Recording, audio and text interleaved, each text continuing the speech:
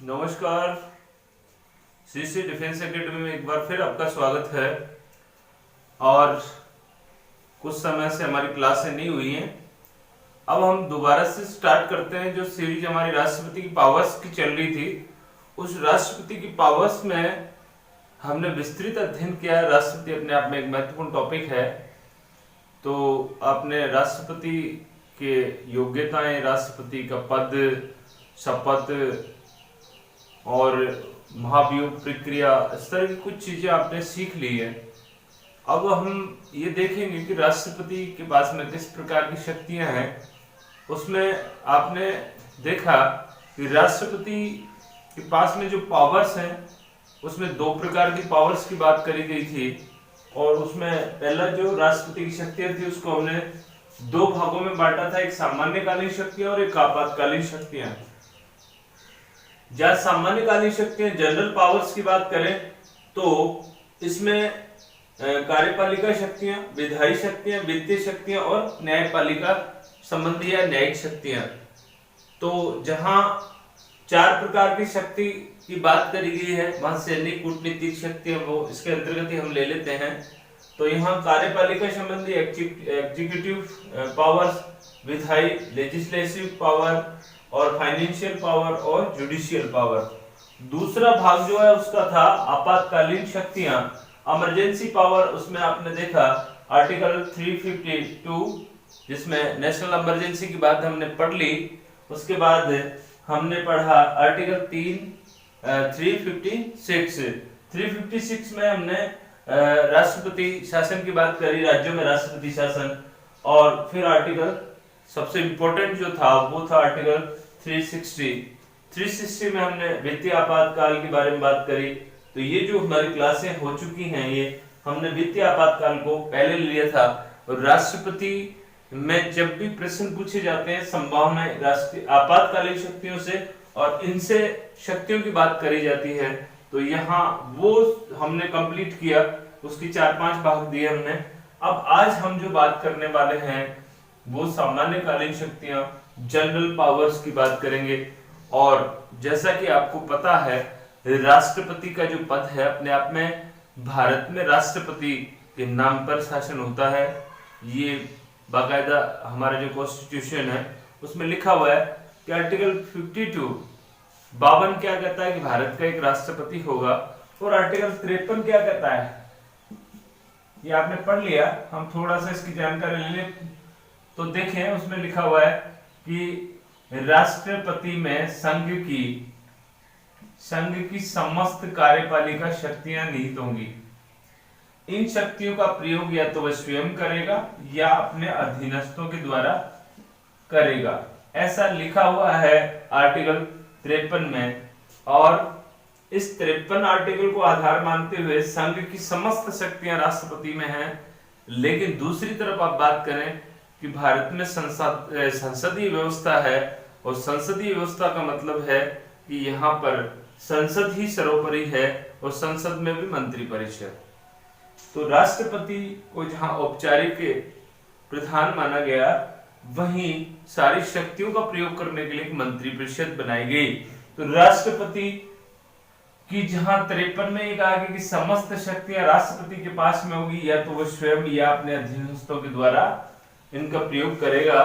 तो यहां हम लेते हैं कि कैसे राष्ट्रपति इन शक्तियों का प्रयोग करता है। बाकायदा आपका जो 77 आर्टिकल है, 77 आर्टिकल में लिखा हुआ है कि संघ के समस्त कार्यों को पूरा करने के लिए, शासन संचालन के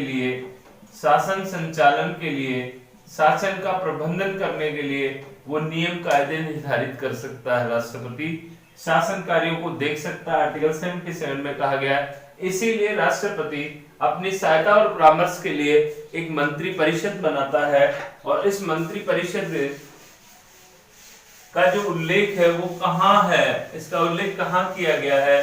तो यहां से हम स्टार्ट करते हैं हमारी जो कार्यपालिका की जो शक्तियां हैं उनको। तो उसमें सबसे पहले हम लेते हैं कार्यपालिका संबंधी शक्तियों में कार्यपालिका शक्तियां। कार्यपालिका शक्ति कह सकते हैं एग्जीक्यूटिव पावर्स। एग्जीक्यूटिव पावर्स में अगर बात करें तो आपको आजकल ये प्रश्न पूछा जा सकता है कि कार्यपालिका संबंधी शक्तियां कौन सी हैं। तो यहाँ आप जितनी भी नियुक्तियां होंगी केंद्र में जो नियुक्तियां होंगी, वो सब राष्ट्रपति करेगा। ये कार्यपालिका की शक्तियों के अंतर्गत आता है। तो यहाँ हम केंद्र में जो नियुक्तियां हैं वो कार्यपालिका संबंधी शक्तियों में आता है। तो यहाँ हमने अभी बात करी थी कि राष्ट्रपति अपनी सहायता के लिए या स्वयं इसको पूरा करेगा। तो उसमें आर्टिकल लेते हैं हम। आर्टिकल हमारा था 74 में क्या लिखा हुआ है? 74 ये कहता है कि राष्ट्रपति अपनी सहायता के लिए एक मंत्री परिषद का गठन करेगा। एक बात। दूसरी बात लिखी हुई है आर्टिकल 74 में, मंत्री परिषद का मुखिया हेड जो होगा वो प्रधानमंत्री होगा। मुखिया कौन होगा? प्रधानमंत्री होगा। और तीसरी बात करी गई है, मंत्री परिषद का मुखिया हेड प्रधानमंत्री होगा।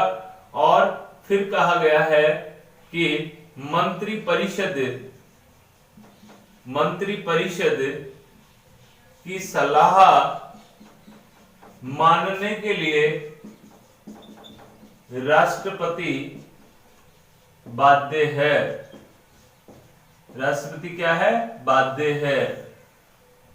यहां देखिए राष्ट्रपति, ये तीनों को हम बात करें तो सबसे पहले तो कि भारत का एक राष्ट्रपति होगा, लेकिन राष्ट्रपति अपनी सहायता के लिए, अपने परामर्श के लिए एक मंत्री परिषद का गठन करेगा। ये कहता है आर्टिकल, कॉन्स्टिट्यूशन जो हमारा है उसका आर्टिकल 74 कहता है कि वह एक मंत्री परिषद का गठन करेगा। उस मंत्री परिषद का मुखिया या हेड होगा भारत का प्रधानमंत्री, और वह उसकी सलाह से ही काम करेगा। हमारा जो अमेंडमेंट था 42 अमेंडमेंट 1976, उसमें ये लिखा हुआ था कि राष्ट्रपति मंत्री परिषद की परामर्श को मानने के लिए बाध्य है। लेकिन फिर मंत्री परिषद की राष्ट्रपति को सलाह मानने के लिए बाध्य है, लेकिन 44 अमेंडमेंट 1978 44वां संविधान संशोधन 1978 में जो किया गया, उसमें ये कहा गया कि राष्ट्रपति एक बार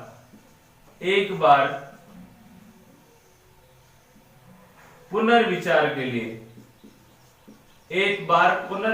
के लिए